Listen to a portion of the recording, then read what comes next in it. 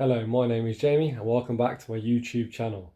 Unlike any other YouTube channel that showcases Pokemon Go PvP content, mine exclusively showcases Shadow Pokemon. So if you're into that type of content, I'd appreciate if you could like and subscribe.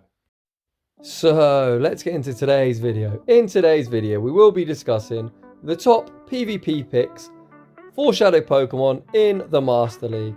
Before we get into the video, this is going to be the shortest of the 3 leagues, and there's a few reasons for that. There's not that many viable options, firstly, and secondly, you do need a near hundo, which is obviously very problematic to obtain. There's a few breakpoints you do need for certain mons, and we'll discuss that in this video. So, the top 10, let's start off with Lugia. Lugia obviously has been obtained recently in this event. However, once again, you are going to need a near hundo.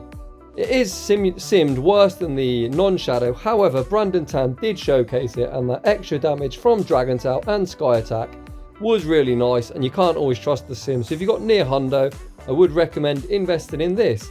You can obviously invest the Elite TM in Aeroblast, but obviously stuff like Hydro Pump does have some play. And then moving on, we've got Mamoswine.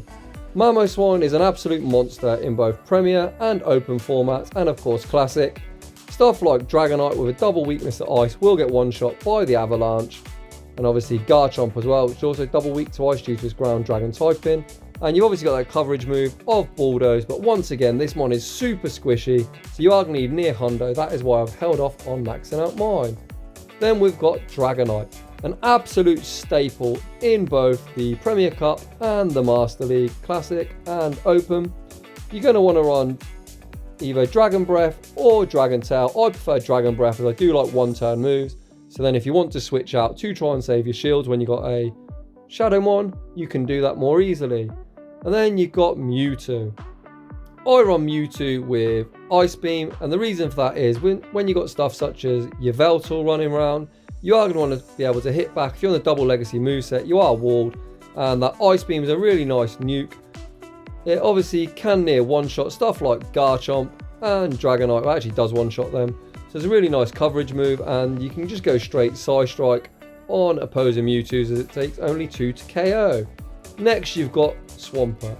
If you're running this in the Open format, you're going to want to run Earthquake. If you're running it in Premier Classic or Premier Cup, if they just bring back the level 50, you are going to run Sludge Wave.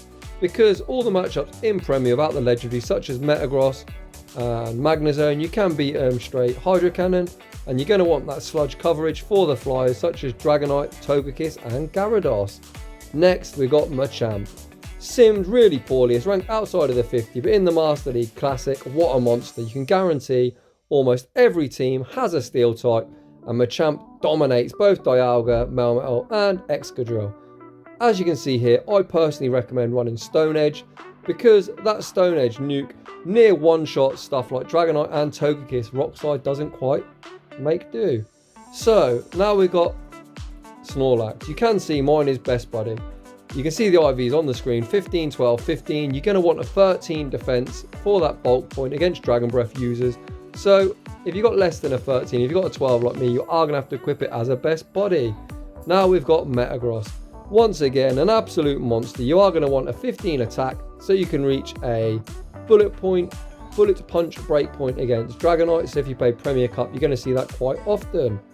Now, moving on, we've got Gardevoir. Gardevoir is something, if you've got a good IV like mine, I would recommend investing in, because unlike Togekiss, where you have to invest 2 shields to beat Dialga, you can 1 shield and farm down. Obviously, Dialga is super common, and Gardevoir is far superior in this matchup compared to Togekiss. Next, we've got a Pokemon made famous by the legendary Kalen Peng. He ran this on Bite, so you're going to want at least a 9 attack, and then as high defense and HP as possible. With a 9 attack, you can just completely bite down in the one shield stuff such as Dialga. Now we've got the best of the rest. Why is Ho-Oh not a top pick?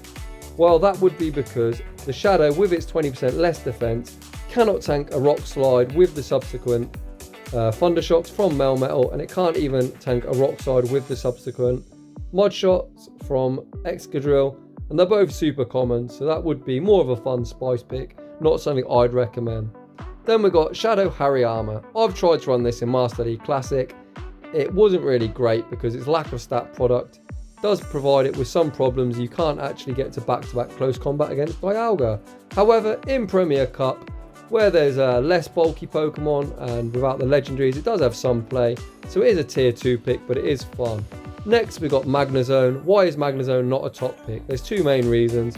Haxorus and Excadrill in Premier Cup, they're both everywhere and they both wall this thing, and it is really squishy.